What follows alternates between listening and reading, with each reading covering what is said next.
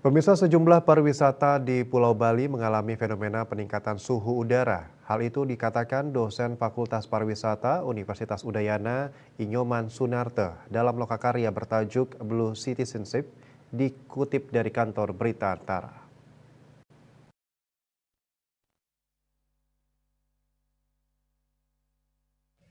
Fenomena urban heat island yang kentara terjadi di Denpasar.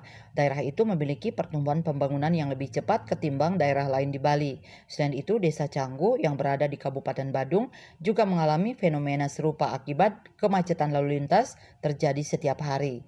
Emisi karbon dan tingginya kepadatan lahan terbangun menyebabkan panas matahari menjadi lama tersimpan dan terperangkap di permukaan bumi, sehingga menyebabkan pusat-pusat pariwisata memiliki suhu yang lebih hangat. Penelitian yang dilakukan pada tahun 2001 hingga 2019 mengungkapkan bahwa peningkatan suhu di kawasan pariwisata dan perkotaan sebesar 0,1 derajat Celcius, sedangkan di pedesaan hanya sebesar 0,06 derajat Celcius setiap tahun. Lebih lanjut, dia menyampaikan bahwa pengetahuan lokal sangat penting sebagai bentuk adaptasi terhadap perubahan lingkungan yang kini terjadi di Bali.